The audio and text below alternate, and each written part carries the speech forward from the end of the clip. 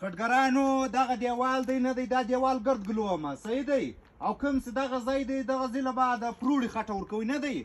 پروړه به سره ګډه کوي و دا ځای له به خټه ورکوي دوی ما ته ډېر تکړه ځوانان ښکاره کېږي دا هم پهلوان دی هغه هم پهلوان دی دا هم پهلوان دی دوی ما ته ډېر کارګران ښکاره کېږي مړی مې پر ما ده صحیح دی د شیدو چای کوئ غوښه خورئ هر څه مې په کار ول خالي ما ته غږ وکړئ دوی دا راته ووایاست چې ټېله په څو ګل کوئ ټېله په څو ګل کوو یاره ته ولې دونه سست یې دا ترناوه خو به دې کې لګوله یاره زما له وسه نه کېدل به هغه ترناوه نه وه کې لګېدلې دا ځای ګرد راغوښه کولی نه دی اوس بې تی راولګوه زه نه په پوهېدم تی خو ډېر کارګران خلک ما ته ښکاره کېږي ښه دا ترناوه د چیش ترناوه مې کې ایښېوله یاره دا مې غټه ترناوه راوړې وله یو 200 ګزه هغه مې هلته کې لګولې وه د لسپلر ګاډۍ باډۍ خو مې نه وه کې ایښې هغه د وادي سه ته ما ته ډېر هوښیار ښکاره کېږي نه دی دا ګل به راوکئ هر 100 روپۍ مې په کار ولې خالي به ما ته غږ کوئ یا ښه ته ټېله به څو ګل کوئ ټېله خو نوره موږ په 3000 ګل کوو دغسې چې مې وکتل یاره زه هم 100,000 روپۍ به هم نه یې تاوانې ښه اوس 100 روپۍ غواړې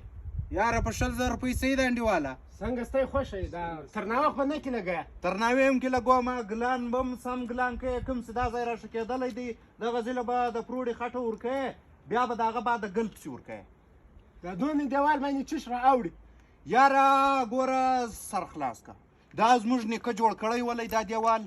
او ستا نیکه جوړولی دا دونه دیوال یې ولې جوړولی هغه دا ویلې چې دا زما لمسیان دا زما بچیان په حفاظت یې نه دی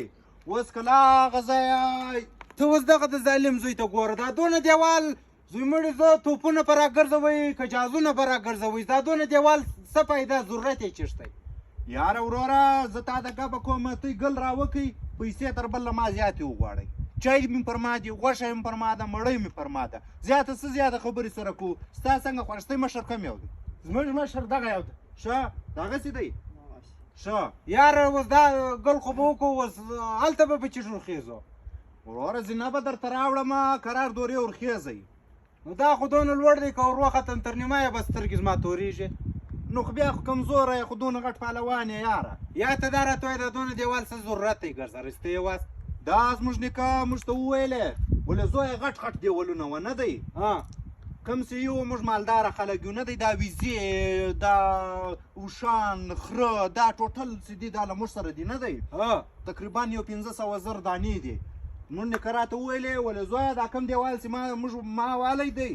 دا به همیشه ګل کوئ که ګل اوښتی ګل بې کوئ دغه نه چې پر دا دیوال غله نه راواوړي ښه دا زما خیال تاریخي کلا ده دا تاریخي کلا ده ښه نو ستی به کار هم ښه برابرې ته کار چیش کوې نورې خبرې لکه وا وروره دونه خبرې مې درته وکړلې یو خو ته